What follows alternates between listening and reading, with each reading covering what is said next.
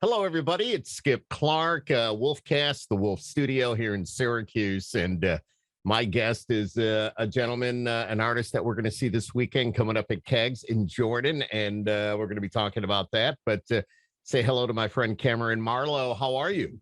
I'm good, man. How are you doing? Doing really well. It's so good to see you. I think the last time we never really met, but I met you on my television. Yeah. I was probably in my sweats, feeding my face, watching The Voice. There you go. Back in the day. So how are you? How's things going, man? You've done well, apparently. I appreciate that, man. Things are going great. We're on our first headline tour, which has been awesome. Just released my debut album. So, man, things are looking great, man. We're enjoying our time in Nashville. Yeah, exactly. And We Were Cowboys, the name of the album, right? It's got like 16 tracks. 16 tracks. Yeah, why 16? Isn't that kind of an odd number? Usually it's a little bit less, and a few artists go a little bit more. I had so many songs that I've been writing and stuff like that I was just like, you know what, I'm gonna put the songs that really spoke to me at the time on that record, and then there's some that I had wrote from the past years are going to be hopefully on the next project. So wow. Yeah, I've got just a ton of music that I'm looking forward to getting out. Now, you talk about a ton of music. Did the pandemic have anything to do with that? Definitely a lot of writing going on during the pandemic. Put a lot of songs like in the closet and just kind of keep them there until you need to pull them out. Yeah, exactly. I love it. I love it. But you've already had a couple of singles go gold. Yes. Correct? I've had two go gold now, which is, man, that's a blessing. It's awesome. Yep. And one of them was Burn 'Em All. And then you had another one too, which is kind of cool. Yeah, called Giving You Up. That was the other one. Mm-hmm.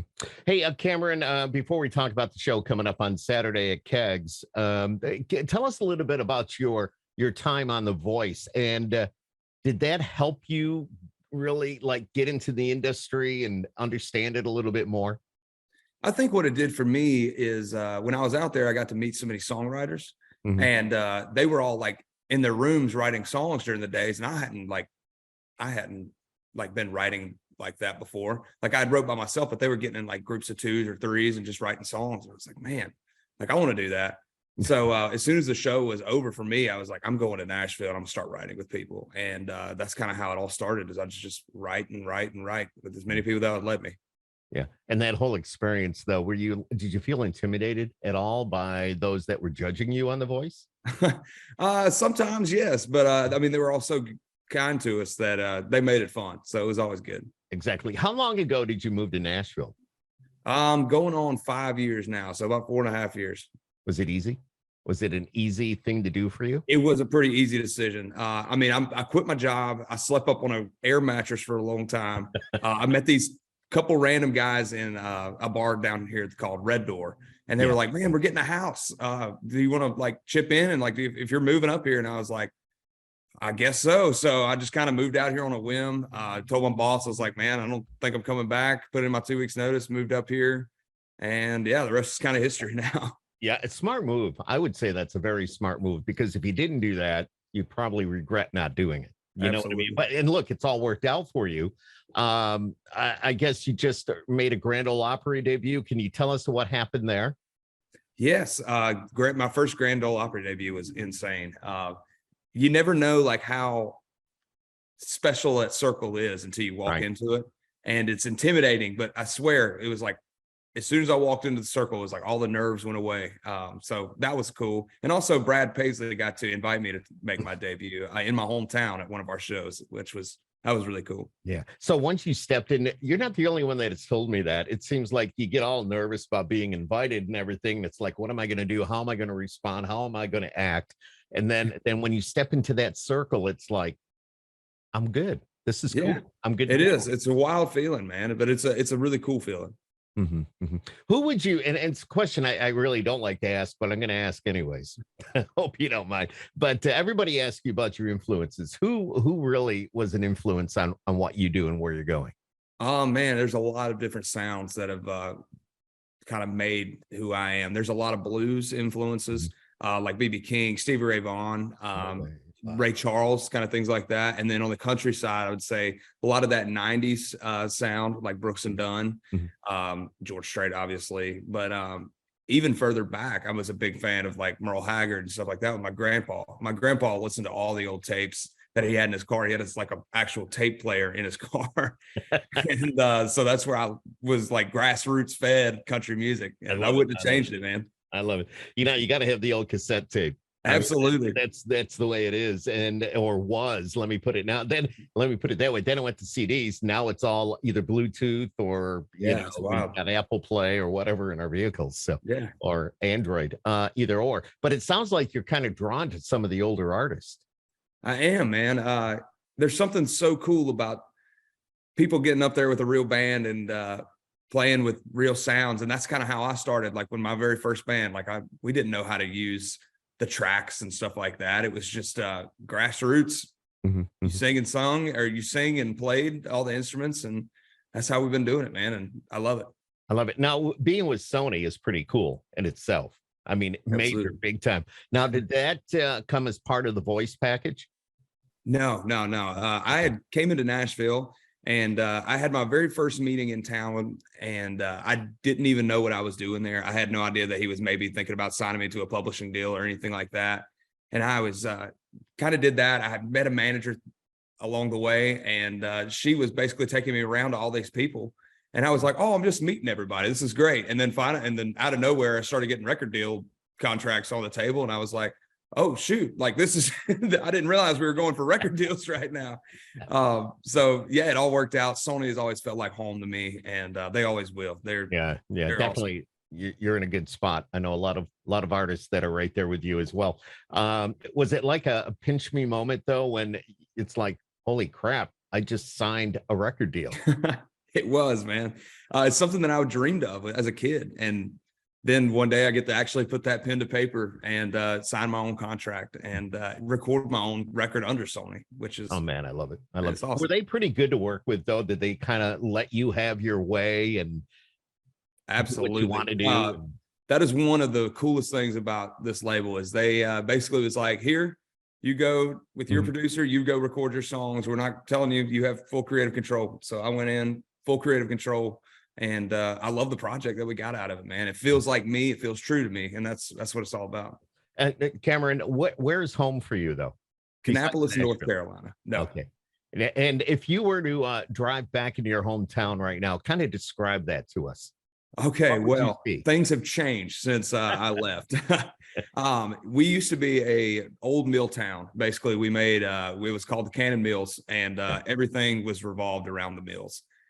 Within a couple of years ago, they tore it all down and built a cancer research center now. So there's a big cancer research center in my town now, which is really, really cool, bringing in jobs and rebirthing the city. I went downtown for the first time in a long time, down, I guess on like our Broadway street, if you want to call it that, our main street. And we have like shops in the buildings, which I've never seen as a kid. Like that downtown area has always been a ghost town, and now it's coming back to life, man. And it's cool. I love it. Is that family still there? Family's all still there. I don't think they'll ever move, man. They're stuck in their ways. You like go home like Thanksgiving, Christmas, spend a little time with them? Absolutely. Anytime I can. I love that. Another big thing that has happened to you, you've got your own tour. Yes. And how often, I mean, you're so, and I don't mean this in a bad way. It's not a bad way at all. You're just so young and so new, and you got great music, and already you've got your own tour. Yeah, it's been wild, man. And seeing the people show up, that's what always scary. Like if you're doing your own tour, like at least when you're opening for somebody, you're like, oh, there's going to be a crowd here. So like you get to go out and do your thing and like try and win over their crowd. But now you have your own crowd in front of you, and you got to make sure that they're having the best time. And I've learned so much from all the tour partners that I've been on. And now that we get to go out here and hear like fans sing back songs on that, like the deep cuts of the album, I'm like, shoot, y'all are singing all the words back. It's awesome. I think a lot of it has to do with social media. It does. It's not necessarily what's being played here on the radio. It's, there's other places where people are getting their music and following the artist. And speaking of that, are you like on TikTok and all that? That's pretty much it's a given, I guess, right? I try my best. I still have not mastered it. There's some people that have it down pat, but I'm not one of those. No. Yeah, me either. Cool, but it does help. I mean, you have to. It definitely does. It does help. So the CMAs are tonight. Yes. And are you going to be in attendance? I'm actually leaving to I leave in a here? couple of hours. I'm driving up to Baltimore for our first stop of the weekend. So Oh, okay. yeah. You're driving up to Baltimore? Oh, I mean, we're busing up. You're busing it. So you have a bus call coming up here really exactly. quick. Bus call. Yeah, I would not be making that drive by myself. I was going to say, damn, that's a little bit of a haul. And we know that you're going to be here in Central New York on Saturday night. Yep. We have a big show coming up at a venue called Kegs Canal Side. A lot of fun, a great indoor stage. Man, and tell us about what's your show like? Well, it's funny because I've been getting told this by a couple of different people that have seen us for the first time on the tour. And I always try and meet as many people out there and talk to as many fans as I can. And they're like, we didn't realize how much y'all like were a little bit more rock and roll. And I was like, yeah, I mean, that's kind of what we all grew up on and love. So I guess we just kind of lean a little harder on the rock side. So there's definitely the sweeter moments of the set, but for the most part, we're pretty in your face. Are we going to hear Money Ain't Shit? You're definitely going to hear Money Ain't Shit. That's my favorite part of the whole night. That's why I was kind of asking. I love that. I love that song. It's definitely some good stuff. What covers? Do you do any covers at all during your show? We do. I do a version of Folsom Prison Blues, and I do it very, very bluesy and rock style. And that's always a lot of fun. And then we got a new cover that we're going to try out for the first time. So it's the Big and Rich Save a Horse, Ride a Cowboy. Okay. We're gonna do that one just to see how it goes. I mean, that's all the more reason that if somebody watches this, like after we do this today, and it's all the more reason to come out to Kegs on Saturday. just to see how that one goes. See Kameron do a little Save a Horse, Ride a Cowboy. But I'm going to be looking at you. I'm going to be doing the presents on Saturday. So it's going to be like, hey, okay, give it to me. I want to see how you do this. All right. That's going to be really cool.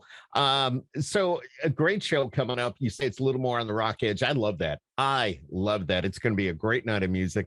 And you say you're going to Baltimore, you're busting it there, and then I guess you head up here and I don't even know. I'm just I wake up on the bus and I show up when I'm supposed to show up. That is the standard answer I get from everybody. Do you know where you're going? No. No. I just wake up and they tell me I'm in Syracuse or wherever it may be. Pretty much.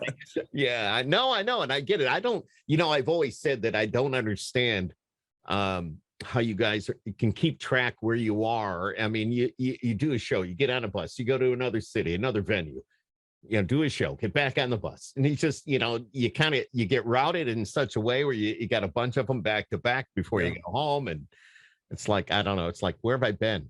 Yeah, absolutely. And it's crazy because I feel like when I first started touring, and I actually, like, my very first tour was the Brad Paisley tour, and I was like down. I knew everywhere we were at. I was like, I got it. Like I knew every night. And then I guess the older you get and the more that you do it, you're like, I don't remember what I did this morning. So yeah, how very cool. So looking forward to seeing you like on Saturday. It's going to be a lot of fun. And are you going to be watching the CMAs maybe from the bus tonight? We are, yeah. We're definitely gonna watch it from the bus and cheer on all my favorite people out there. Lainey Wilson, I'm cheering her on tonight. I was just gonna ask. Yeah, are you a Yellowstone fan? I am a Yellowstone fan. Yeah, and season 5 is Sunday night. I know, so I'm looking forward to that as well. And keep an eye out for Lainey. I'm so I had her on my podcast, the Skip Happens podcast, and we were talking about that. And I guess she's got a reoccurring role as Abby. But gotcha. There's a couple of romantic scenes, but she really wouldn't tell me much more than that. Oh, shoot. Yeah, I know. No kidding, dude. But anyway, be interesting. Yeah, it's going to be interesting. I wonder how she's going to stir the pot in the show. That's what it sounds like she's about to do. I know it does. It sounds like she's going to do that, but she's too nice of a person to stir the pot. It's like, no, that's not the Lainey we know. But anyways, let's talk about Kameron Marlowe. Your music, it's going to be rocking. You've got the album out, We Were Cowboys. You can probably pick that up from wherever you get your music. 16 tracks. We're going to hear a lot of that on Saturday, I would assume. Absolutely. We'll play quite just about all of them. We might slide a couple in there that are new, just because we can. Isn't that if you're thinking about a certain song, correct me if I'm wrong, because I play the music, and thank you for artists like you that give us great music to play. Makes my job easy. But when you guys do that as an artist, you're watching for the response of the crowd. You're watching, you may test the song and you're going to go, ah, this sucks. This ain't going to work. Or you're going to go, wow, they really dug this. This is going to be 100%. Yeah. That's called grassroots research right there. Going out there and playing it and seeing what they think, man. And forget about all those music tests. We'll just put it on stage. We'll do it live. No, but everybody does that, which is cool. Yeah, man. All right. Hey, Kameron Marlowe, thank you so much for joining me here this afternoon. And it's great to chat with you. I cannot wait to shake your hand personally. Absolutely. Myself and our midday girl, Marissa, will be there. And we just look forward to saying hello and welcome you to the stage at Kegs. Thank you so much, man. I appreciate you having me on. Absolutely. Safe travels, my friend. Be good. All right, man. We'll see you. Bye. Peace. Bye.